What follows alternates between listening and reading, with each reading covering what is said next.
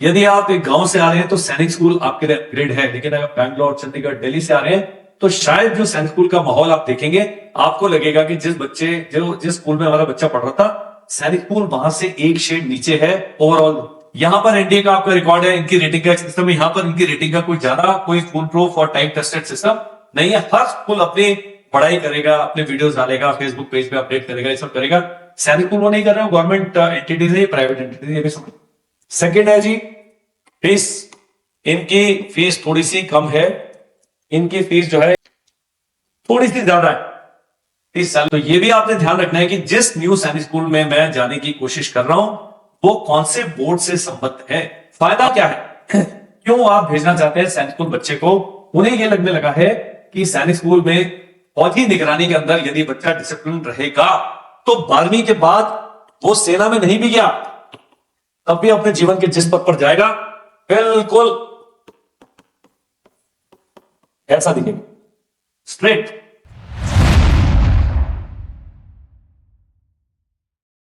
सैनिक स्कूल चुने या न्यू सैनिक, ये डिबेट हमेशा चलती रहेगी तब तक जब तक कि न्यू सैनिक स्कूल के बच्चे एनडीए में जाना नहीं शुरू करते और आपके पास एक फॉर्म सिस्टम नहीं आ जाता रेटिंग। मेरा नाम है कर्नल अमरदीप और इस वीडियो में बात करेंगे क्या है राइट चॉइस बेबी। एक पहले गाना आता था, यही है राइट चॉइस बेबी। तो बहुत सारे लोग हैं जो बहुत ज्यादा दुविधा में रहते हैं कि हम सैनिक स्कूल चुने या न्यू सैनिक। तो इस वीडियो में हम उसको कुछ एक फैक्टर्स हैं जिसकी बेसिस पर हम सैनिक स्कूल या न्यू सैनिक स्कूल चुने।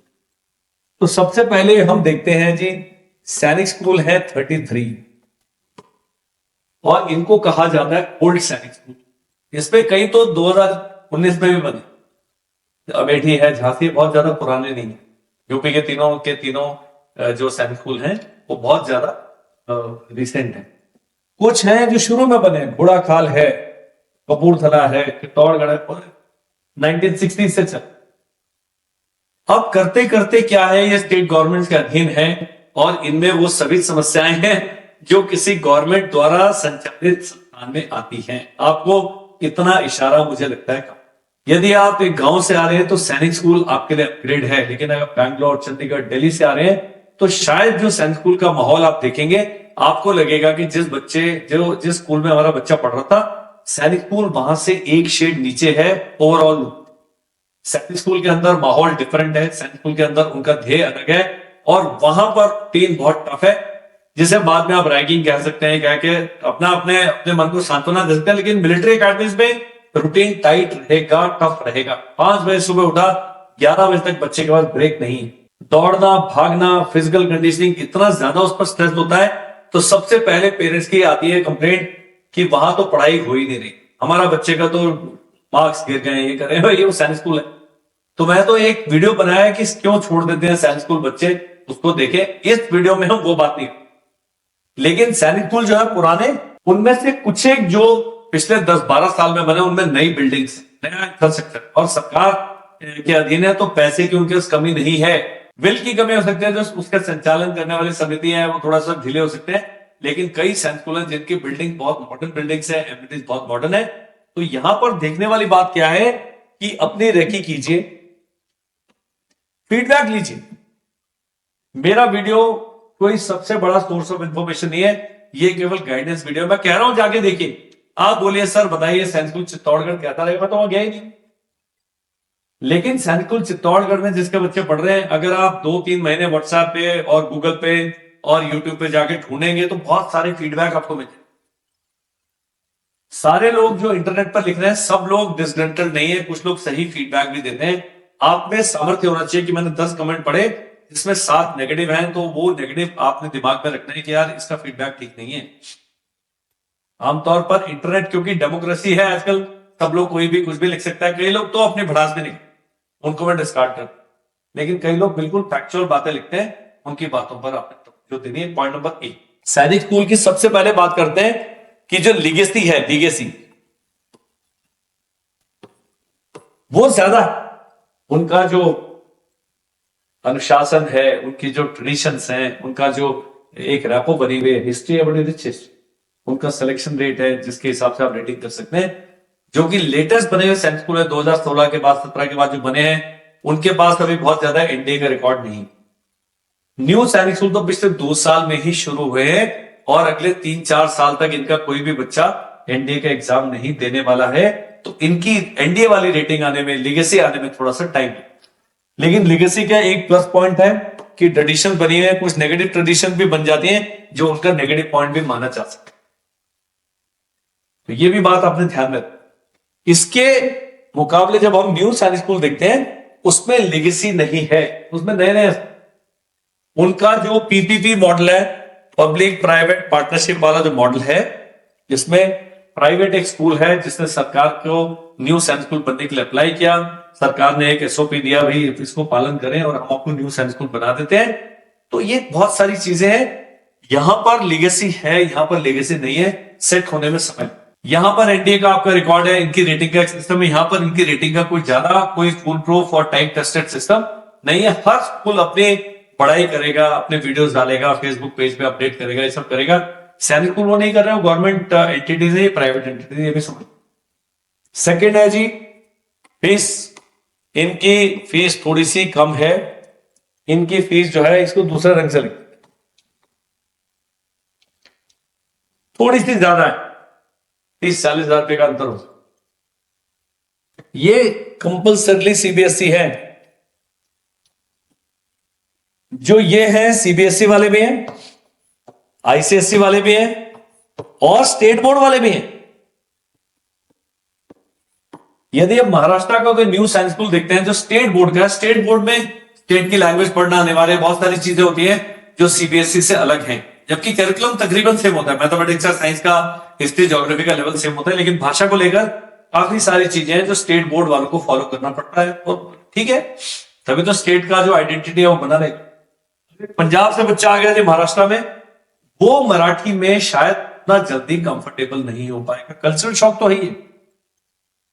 तो ये भी आपने ध्यान रखना है कि जिस न्यू सैनिक स्कूल में मैं जाने की कोशिश कर रहा हूं वो कौन से बोर्ड से संबद्ध है।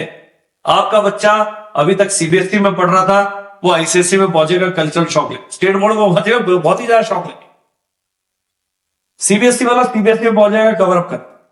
मैं तो चाहता हूं बच्चा दूसरी भाषा भी सीखे। हमारे देश में जो अखंडता है वो इस प्रकार के सहिष्णुता करके हम एक दूसरे की भाषा, खान पान, रहन सहन अडॉप्ट करने के लिए हम तैयार चाहिए। और ये जो सेना है, तो हम तो ऑल इंडिया है। मैं सिख ऑफिसर था, मैंने मराठा यूनिट कमांड करी, मेरे यूनिट में मिक्स ट्रूप्स हैं, महाराष्ट्रन भी हैं, कर्नाटकास भी हैं, मुस्लिम भी हैं, और हम सारे मिलजुल के रहते हैं, कोई हमें फर्क नहीं पड़ा। हम मंदिर से मस्जिद दोनों जाते हैं, तो उससे क्या फर्क पड़ा। तो ये जितना जल्दी हम ये सब चीजें सीख जाएंगे बहुत अच्छा। लेकिन अभी जब इस वीडियो में बात कर रहे हैं क्या आपने डिसीजन लेना है, तो यदि आपकी आय थोड़ी सी ज्यादा है तो न्यू सैनिक स्कूल एक अच्छा ऑप्शन है। उसके भी कारण बताऊंगा क्यों, क्योंकि अभी ये नए नए बने, लीगेसी नहीं है। तो यहां पर जो कट ऑफ है वो जाएगा जी हायर, बहुत ऊपर, और यहां पर कट ऑफ है वो नीचे है, क्योंकि इनके पास वैकेंसीज बहुत है। सैनिक स्कूल के पास सीटें ही बहुत कम। न्यू सैनिक स्कूल में कईयों में 200, 250 वैकेंसी। तो यहां पर बहुत सारे बच्चे 150, 160 नंबर लाके पीछे। यहां पर कई स्कूल्स हैं जहां 260 पे भी लेकर बच्चा एडमिशन नहीं पा पाया है। अब एक बहुत बड़ा डिफरेंस है जी रिजर्वेशन का। सैनिक school strict reservation policy follow करता है, जो कि केंद्र सरकार की और राज्य सरकार की जो सारी आपस में रिजर्वेशन हैं उनके अनुकूल है, उनके अनुसार बनी हुई है, जो कि पूरा एक लोकतंत्र है जी। हमारी जो संविधान में लिखा है, हमारे प्रकार जो गवर्नमेंट की पॉलिसीज हैं, हमें उनको फॉलो करना है। तो सैनिक स्कूल के अंदर 5 कैटेगरीज हैं। सबसे पहले 2 कैटेगरीज आती हैं, home state and other state, और इन दोनों में ही SC, ST, OBC, NCL, defence और लास्ट में जनरल आते हैं। ये 5 कैटेगरी दोनों में आते। न्यू सैनिक स्कूल में, और इसके अंदर एक और भी अभी आ गया, जेंडर, बॉयज एंड गर्ल्स। ये बताऊंगा क्यों। बॉयज की वैकेंसी बहुत ज्यादा है, गर्ल्स की वैकेंसी बहुत कम है। न्यू सैनिक स्कूल में बहुत सारे सैनिक स्कूल हैं जो इस रिजर्वेशन पॉलिसी को मान्यता नहीं देते हैं। वो कहते हैं हम तो मेरिट पर ही लेंगे बच्चे। वो गवर्नमेंट के साथ जब उन्होंने करा है करार, उसमें लिखित में है, इसको आप चैलेंज नहीं कर सकते, आप किसी और स्कूल में डालो। तो ये रिजर्वेशन समझना जरूरी, सीटें कम है, यहां पर रिजर्वेशन सैनिक स्कूल में है, एनएसएस में नहीं है। कुछ एनएसएस है जो बॉयज एंड गर्ल्स के लिए भी सीटों में रिजर्वेशन नहीं करते, वो कह रहे हैं मेरिट बेस्ड है, बस जेंडर वाला हम दे देते। यहां पर ऐसा नहीं। अब क्या करें? तो आपने एसएस प्लस एनएसएस 40% ये चॉइस भर देनी है आंख बंद करके। यदि आप क्रांतिकारी हैं मेरी तरह, आप बोलोगे नहीं मुझे केवल एनएसएस ही भेजना है, तो आप खाली एनएसएस 40 भर दो। लेकिन इसमें क्या है, आपका बच्चा बहुत अच्छे नंबर लाया, वो लेगेसी वाले सैनिक स्कूल घोड़ाखाल, नालंदा, चित्तौड़गढ़, कुंजपुरा के लिए एलिजिबल ही नहीं। तो सबसे सेफ ऑप्शन था जो बाहर पढ़ रहा है किसी और स्कूल में बच्चा, वो एसएस प्लस एनएसएस 40%। अब मैं घुंडी बताऊं, आप अपने बच्चे से बहुत तंग है, कोई भी ऐसा पेरेंट मुझे मिला नहीं पिछले 5 साल में जो अपने बच्चे से तंग नहीं है। कोई ऐसा बच्चा नहीं मिला जो अपने पेरेंट्स को तंग नहीं कर रहा है। आजकल ये रघुकुल की रीति चली है, भाई हम तो तंग करेंगे, और वो कह रहे हैं हम तंग होंगे। और आप अपने बच्चे को सही व्यवस्थित तौर पर ठिकाने लगाना चाहते हैं, लेकिन वो भी बड़ा शेर हो गया, नंबर ही लाऊंगा तो मुझे सैनिक स्कूल कैसे भेजोगे? तो आपने क्या करना है, अपनी स्टेट के न्यू सैनिक स्कूल में उसे क्लास में एडमिट कर दें। अब ये 60% रूट के थ्रू न्यू सैनिक स्कूल में एडमिशन का अधिकारी है भाई साहब, 121 नंबर भी ले आएंगे, ये एनएसएस क्लास 6 में ज्वाइन कर लेंगे। यही हालत अभी इस बार 9th में भी एनएसएस में ये सुनने में आया कि वैकेंसी आएंगी, तो अगले साल अभी जब बच्चा 8वीं में जाएगा तो एनएसएस में डाल। फायदा क्या है? क्यों आप भेजना चाहते हैं सैनिक स्कूल बच्चे को? मैं जब पिछले बड़े 2-3 साल से सर्वे कर रहा हूं, पेरेंट्स से मिलता हूं, और मैं बिल्कुल ईमानदारी से अपनी बात आपके सामने रखना चाहता हूं। 100 लोग जो मेरे को मिलते हैं उसमें से 40 लोग ऐसे हैं जो कहते हैं सर हमारे बच्चे का करियर बना दीजिए। बिल्कुल सही, उन्हें लगता है कि ये एक डिसिप्लिन रूट है, लेकिन एक बहुत बड़ी संख्या है वो कहते हैं सर हम केवल डिसिप्लिन चाहते हैं, बस हमारा बच्चा हमारे हाथ से निकल चुका है या निकलने वाला है या निकल जाएगा, उन्हें भरोसा नहीं अपने। उन्हें यह लगने लगा है कि सैनिक स्कूल में फौजी निगरानी के अंदर यदि बच्चा डिसिप्लिन रहेगा तो 12वीं के बाद वो सेना में नहीं भी गया तब भी अपने जीवन के जिस पथ पर जाएगा बिल्कुल ऐसा दिखेगा, स्ट्रेट। उसका कारण यह है कि आजकल पब्लिक स्कूल हैं, गवर्नमेंट स्कूल हैं, प्राइवेट स्कूल हैं, 9वीं में आते आते बच्चे के हाथ में मोबाइल फोन आ जाएगा। यहां क्या चल रहा है वो मुझे भी नहीं। तो पेरेंट्स बहुत चिंतित हैं, व्यथित हैं। इन सब पेरेंट्स के लिए मैंने आपको बताया है, यदि आप बहुत ज्यादा सीरियस नहीं है, क्योंकि सेनाएं सब लोग सैनिक स्कूल से एनडीए थोड़ी जाएंगे या सेना में अधिकारी थोड़ी। 80 बच्चे गए, 80 में से 20 से 25 बच्चे अधिकारी बन गए एनडीए और सीडीएस के थ्रू का, 55 बच्चे नहीं बने। लेकिन ये 55 बच्चे जहां भी जाएंगे वैसे रहे, क्योंकि वो एक 7 साल ऐसे इंस्टीट्यूशन द्वारा तैयार किए गए हैं जो सेनाओं से सीधा अपनी इंस्पिरेशन ग्रहण करता है, गाइडेंस ग्रहण करता है, एनर्जी ग्रहण करता है। बहुत बड़ा सवाल है, इस पर और चर्चा और बातचीत की जरूरत है। यूट्यूब पे एक पब्लिक चैनल है, इसमें हम बहुत सारी बातें करना चाहते हैं लेकिन कर नहीं सकते और करेंगे भी नहीं। लेकिन जब आप मुझे फोन करते हैं, जब आप अपने बच्चे के करियर के बारे में डिस्कस करते हैं, बहुत सारी हमारी बातचीत होती है। दिन में ऐसा नहीं कि मैं दिन में 200 कॉल्स कर सकता हूं, लेकिन 4 या 5 पेरेंट्स ऐसे हैं प्रतिदिन जिनसे मैं बात करता हूं। मुझे लगता है कि हमें बात करने का प्रश्न है। मेरे भी 2 बच्चे, हम भी आप ही की उसमें कोई बहुत ज्यादा महान हम नहीं है, लेकिन यह है कि आपकी बात को सुनने के लिए मेरे पास समय भी है, और जितना मेरा एक्सपीरियंस है उतना मैं आपको सलाह दे सकता हूं। मानना ना मानना आपके ऊपर है। और यदि आपकी समस्या थोड़ी सी गंभीर है, बच्चे को सीरियसली हेल्प की जरूरत है, तो मैं आपको बिल्कुल ईमानदारी से बताऊंगा कि आप इन व्यक्तियों से संपर्क करें जो आपके बच्चे का थोड़ा सा जो चेंज ट्रैक हो गया है उसको वापस ट्रैक। मेरा नाम कर्नल अमरदीप है, आप मुझे जानते हैं, नहीं जानते तो अभी जान लीजिए। स्कूल, ब्रिटिश स्कूल, RIMC और इस प्रकार की जो परीक्षाएं हैं उसकी हम ऑनलाइन बच्चों को तैयारी कराते हैं। ऑफलाइन भी है हमारा, देहरादून में इंस्टीट्यूट है बॉयज के लिए, रेसिडेंशियल है, नैनीताल में गर्ल्स के लिए है। तो आप इन सब चीजों के लिए मुझसे आप संपर्क कर लिया, नहीं है मैं आपसे संपर्क करने के लिए पैसे ले रहा हूं, आप केवल जानकारी हासिल कीजिए, सही गाइडेंस दीजिए, उसके बाद सोच समझकर डिसीजन लीजिए। मेरे पास आएंगे, चाय पिएंगे, रहेंगे 2 घंटे मेरे पास में, कोई आपको बाध्य नहीं किया जाएगा अरे आप हमारे पास एडमिशन, ऐसा नहीं है।